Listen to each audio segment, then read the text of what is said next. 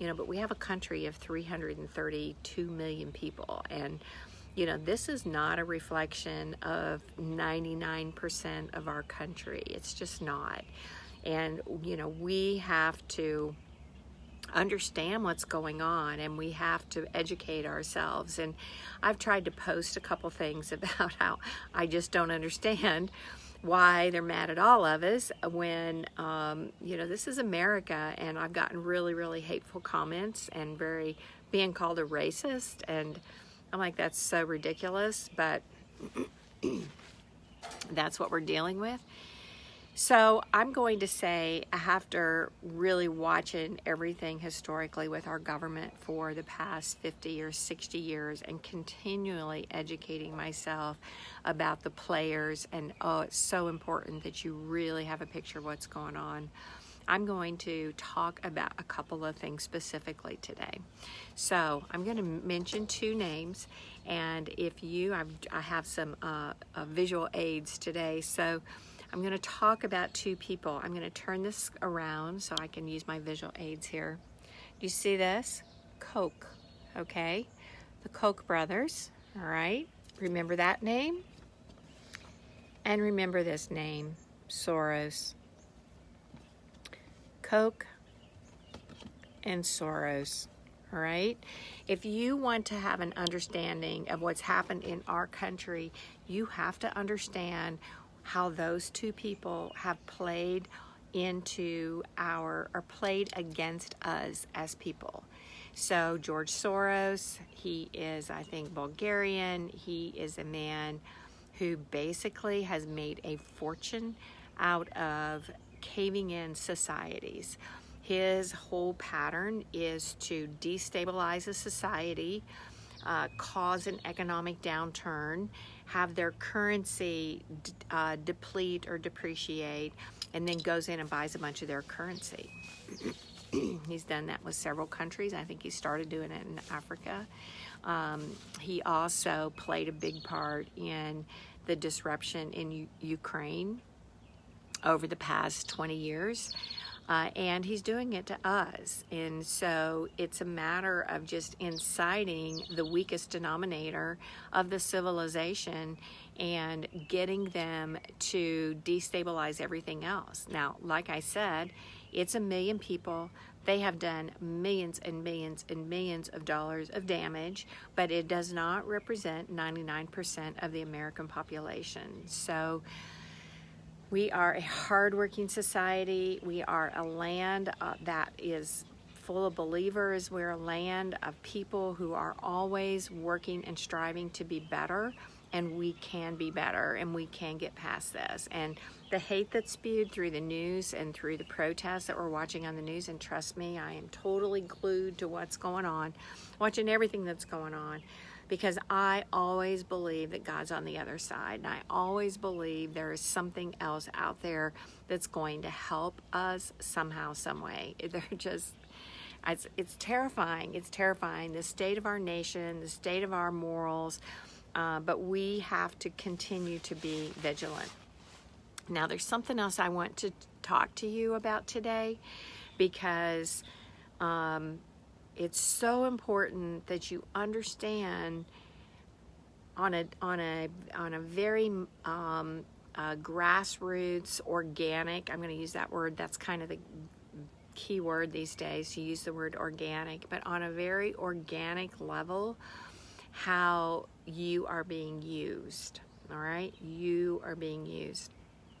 So, if you study American history and you study the economy and the finances and the shift in political power and the wars since the Civil War, you can see that war is for profit. I mean, ever since the Civil War, banks have made money on wars. Banks love wars. Governments love wars because it's the common enemy theory.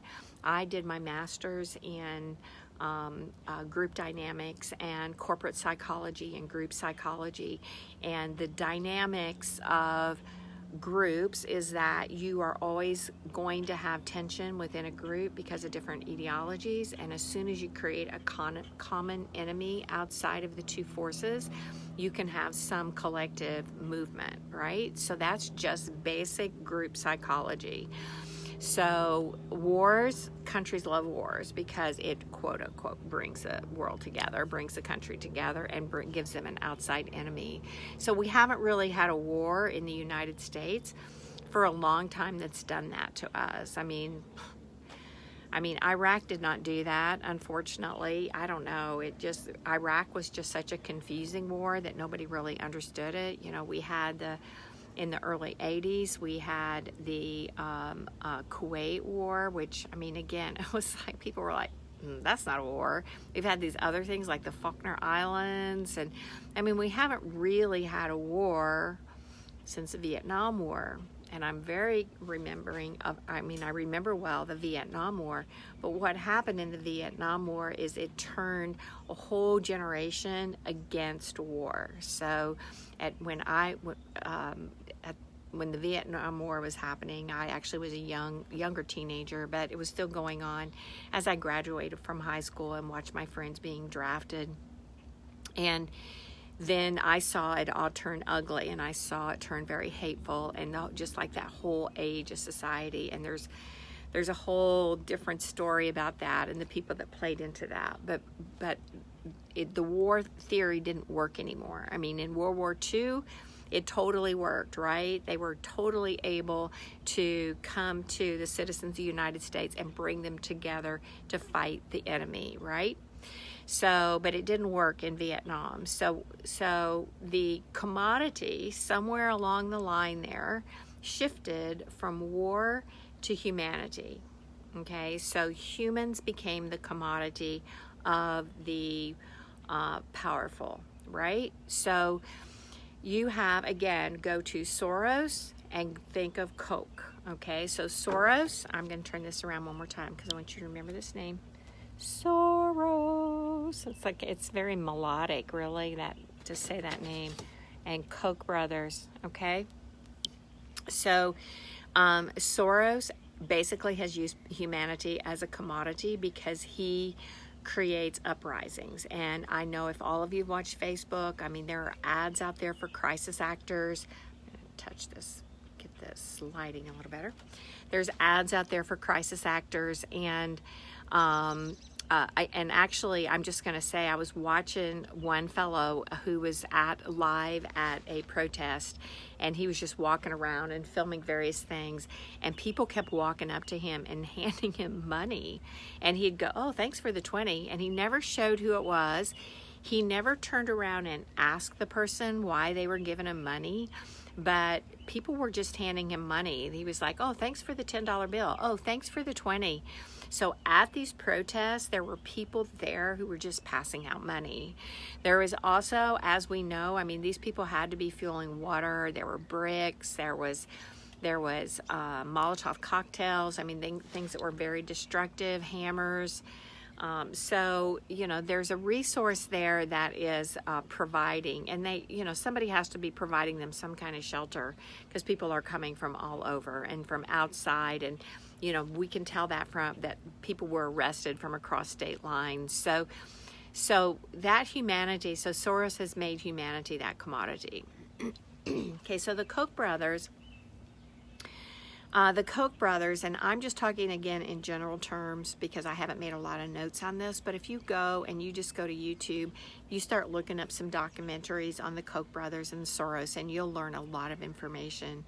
So the Koch brothers really came in to have really wanted to control resources. They were involved with the pipeline. They're involved with Georgia Pacific, and they are very, very involved in politics. They donate millions and millions and millions and millions of dollars to political campaigns because there's no limit on corporate spending to politics. They've also affected our education, and as you can tell, I live very close to an airport.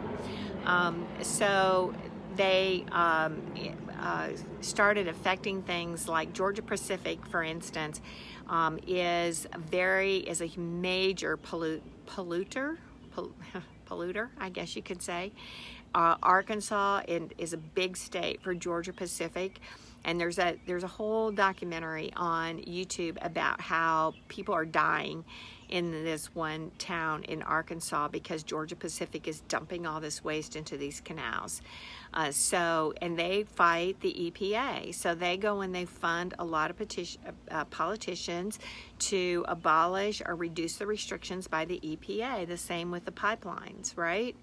And so they also then started affecting education and implanting people into education. Well, Soros, and they're considered, so the Koch brothers are considered like the far right. So, you know, from a general perspective, the left versus the right, and I'm just going to talk about in ordinary terms, in ordinary Democrat-Republican terms, that basically the Republicans are for smaller government, less regulations, and more of an environment for entrepreneurship and growing and individual freedoms. The liberals are generally more to thinking that the government is a good caretaker, that includes education, it includes regulations on EPA, environment, education, and that they're the better caretaker.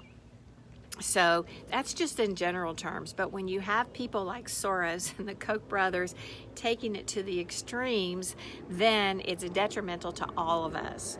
So you have the Koch brothers making contributions. I was watching even Paul Ryan, the Bushes, all their campaigns to get them to come in and talk about reducing the regulations for the EPA. So they are part of the system. Now they're also of course, they're huge employers.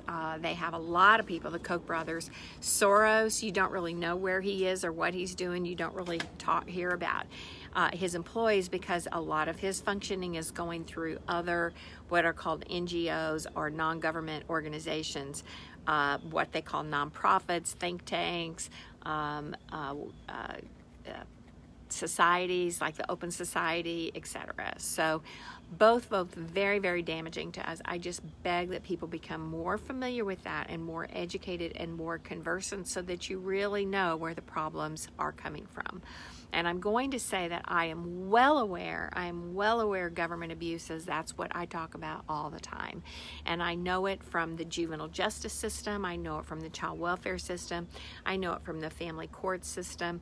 I am very aware of the problems that we have with, very aware of the problems that we have with the government. Now, I am going to talk a little bit about why your concern on a very organic daily level is so important. And I want you to think about your hard-earned dollars. You know, please just think about your hard-earned dollars for a minute. It's so hard to really break down and think about all of the tax money that we pay. So I made a little list here that I'm going to go through with you. All right, let's go through this. Hang on. Here, I'm turning my thing around because I made a visual aid.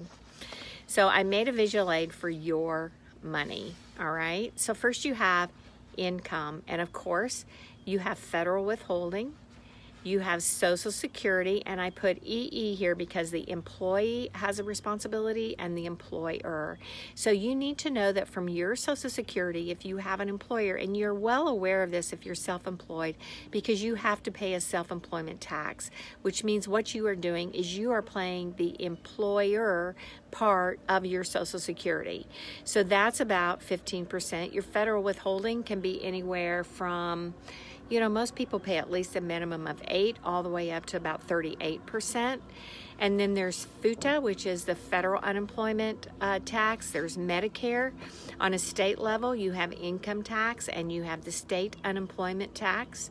All right, and then you take that dollar, after you take all that money out to pay the government, your hard-earned tax dollars, then you walk out your door and you have all these other taxes that pile up on top of what you have left.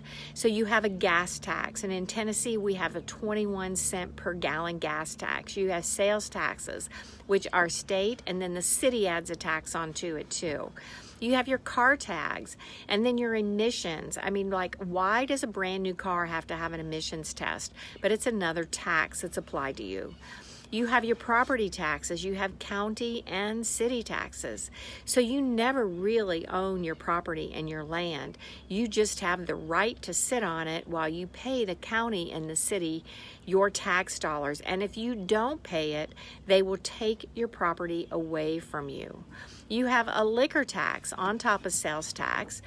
You have cell phone taxes. Have you ever looked at your cell phone bill and looked at all the taxes? I was reading a list on that, and about 20% of your bill on your cell phone is cell phone taxes. Tires. I went and got tires the other day, and on top of the sales tax, there was a tax just to get rid of the old tire. And then on your electricity and power, you have taxes. All right, so you have to pay all of those taxes. And then let's say you walk out the door and you want to get something done. You know that everybody who cuts your hair, who gives a manicure, a massage, dog grooming, teachers, doctors, lawyers, architects, landscape people, there are so many professions that require a tax just to practice. And I put a little mark here for lawyers because we're hit double. We have to pay a privilege tax, and then we have to pay a tax to the Tennessee Supreme Court. And then if you decide, again, you just want to do some things in your life, if you get an airline ticket, you have another tax on top of that. You have hotel taxes, toll roads, fines, tickets, court fees, driver's license, marriage license, dog tags. If you own a business, you have a business tax, a personal property tax, an income tax, and a state tax. So think about all of that money. All of that money is coming from your hard-earned dollars, your dollars of trying to get out there and make a living for yourself so you can have bread and meat on the table, okay? It is your money. Now, I have tried and to put all these numbers together. It's very, very tricky, but one of the numbers in the stats I tried to look at was what percentage of the in total employees are people that work are government workers. It's a really hard number to find, but the best I can do, it is somewhere between about 18 to 23% of the people in the United States that work and have an income work for the government. So that means they are working off of your hard-earned tax dollars. And then not only that, you have to look at the private contractors because that's your tax dollars too. You have to look at the people who get grants to operate businesses and do services and stuff. Those are also your your tax dollars. All right, so this is such a nitty-gritty thing about your money. And we're talking about voting. There's a lot going on in voting discussions, how we're going to vote, what we're going to do.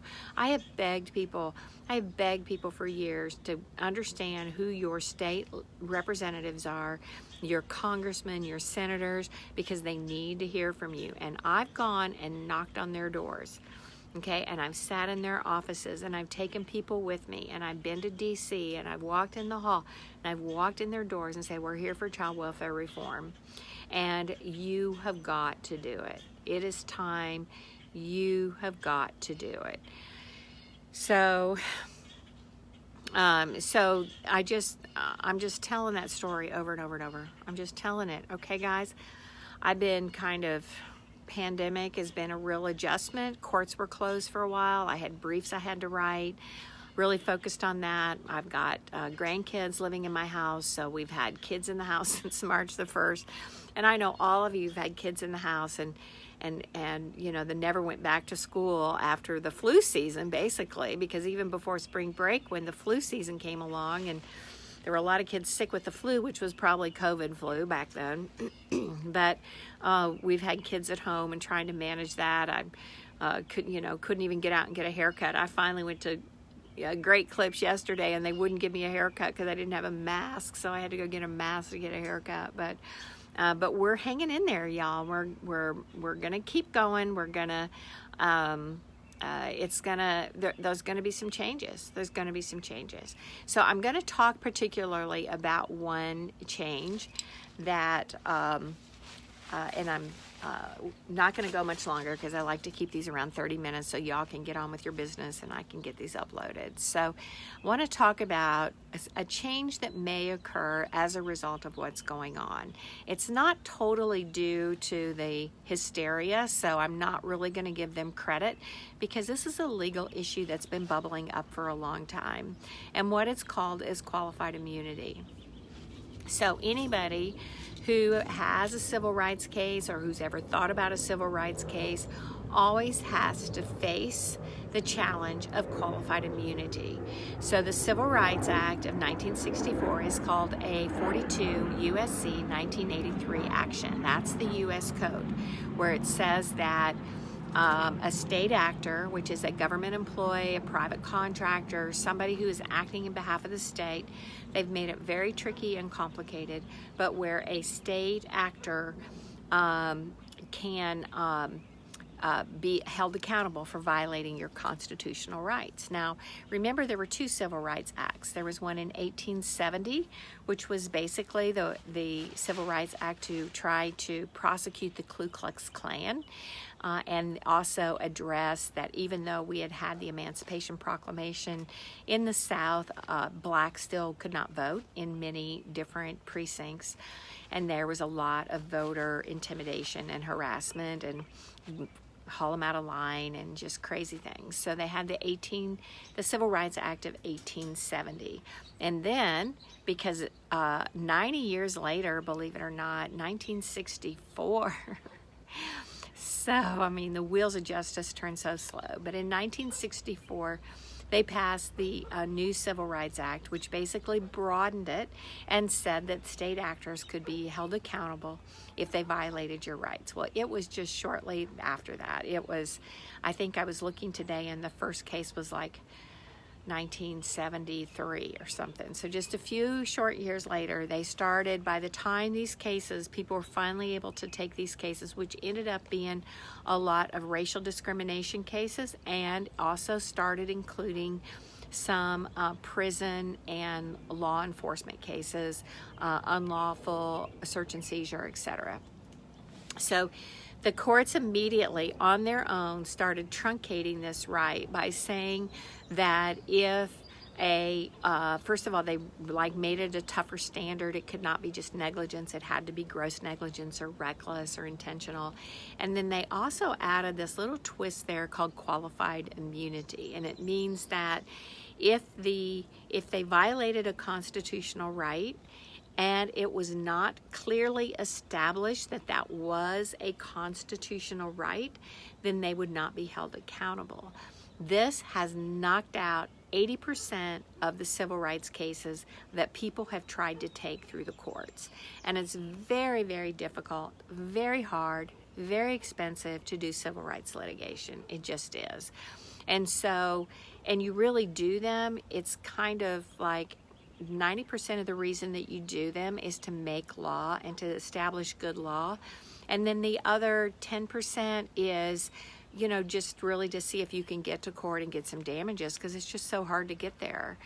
And so qualified immunity, and for instance, and I'm going to tell you specifically, I've got a case right now that we're getting ready to try to go to the United States Supreme Court, because there are 8 cases going to the U.S. Supreme Court right now on qualified immunity. And this is a case where a young juvenile was put in solitary confinement, and I sued for a substantive due process of being cruel and unusual punishment for a juvenile who had not even been adjudicated as a delinquent child. He was in a pre-trial status, so there was no finding of guilt, there was no sentence against him, and he was put in solitary confinement for 5.5 weeks. And this was a child that had some other disabilities, etc., and then he was assaulted while he was in there. So the Sixth Circuit Court found that his constitutional right was violated. However, at the time it occurred in 2014, it had not been clearly established. And so therefore they dismissed our case. So that means that this child who, had the fortitude to fight for his rights in federal court, has has really lost his case. And there was plenty of authority out there to show that it was wrong, but he has lost his case on that judge-created, court-created rule, qualified immunity. So we're facing the same thing on Wendy's case. I'm facing the same thing on Keisha Turner's case. And let's see, I've got one other case that's pending up there. So this qualified immunity issue, which means that even though your rights were violated, they didn't know any better, is basically what it says. Now, again, I think that's phony baloney. These are people who work for your tax, on your tax dollars, okay? On your city, your county, your local tax, your federal tax. The people who are state actors are being paid by your money. They should be trained. They should be knowledgeable. They should know what your constitutional protections are, and they ignore it. And just like pinging your phone, okay? They can't just ping your phone. They have to have a search warrant or exigent circumstances. And exigent circumstances are pretty clearly drawn. It has to be an immediate threat of harm. So I've seen it, I know the government tumbles out of control. They need to be, I'll say their necks need to be snapped, and I don't mean that in a hurtful way. I'm like killing anybody. I'm not putting out there a kill on anybody, but they need to be snapped to attention, and it just has to be done. So we have to continue to be vigilant. Now, will the issues that are pending with the protests and the riots, will that now create a whole new pressure for qualified immunity? It may, but I'm going to tell you, we didn't need it to prove that, because there were already 8 cases going to the Supreme Court on this issue. So that's really big news in the legal world. It's just big news. All right, so thank you all for watching. I'm going to scan through here just real quick. Hang on here. I'm going to pop through. It wasn't scrolling through on messages. Yeah, okay, yeah, I'm reading. Yes, it is a child abuse that they would lock they would lock a child up. Okay, so I'm going to raise that issue. So in this case, I had a 14-year-old juvenile who was locked in solitary confinement for 5.5 weeks by the juvenile justice system. Now, just tell me, parents, if you locked your child in their room for 5.5 weeks, did not give them access to a TV or electronics, or let them go out and just took them their food, do you think you would be found guilty of child abuse? Of course you would. Of course you would.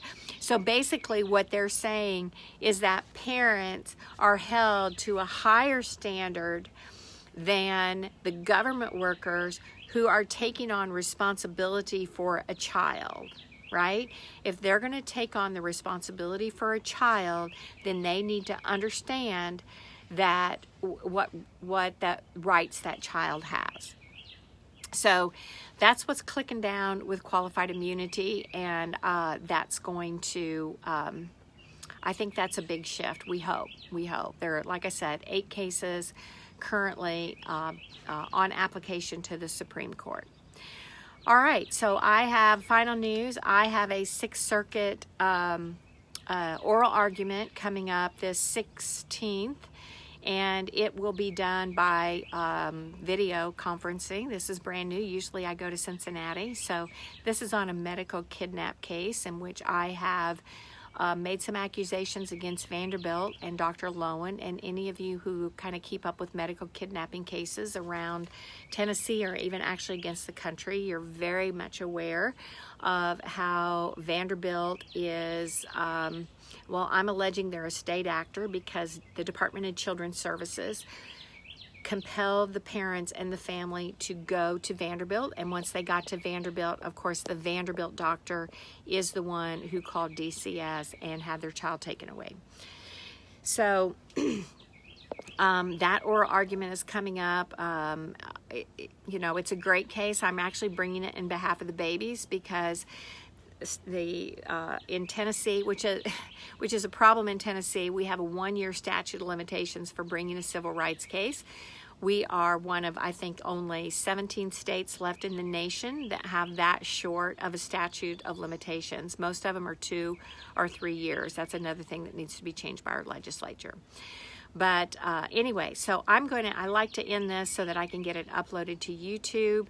I will say it looks like YouTube has changed it looks like Facebook has changed some of its formatting again, where certain people can join you in your conversation. And I would love to have some conversations with some people. I watch your post, but I'm going to do that separately because I don't like any one video to be very long. So I'm going to sign out for now, and we'll be chatting with you soon. I hope y'all saw my interview with Narelle out of Australia. We got that timed pretty well. It was we were able to coordinate our differences in time zones, so it wasn't too stressful on either one of us, and she recorded a Zoom interview, and it was uploaded to YouTube and shared today. So y'all take care, be safe. Another post I made on my general page this morning was an open letter to Donald Trump about the status of the church and the nation. And please pray for our kids. I saw that Canada is now widening the scope of the ability to euthanize, and that it's in many countries has become a sport, and that's a whole nother conversation for us to have. But yeah, thank you, Adolfo. All right. Okay, y'all. I'm going to sign out, and let's talk soon. Please, I'm going to be more faithful in coming and talking to you, but keep the faith. We can do this. We're going to get through it. I'm the eternal optimist here, so I'm going to say ciao, and I love you, and please be safe. Bye-bye.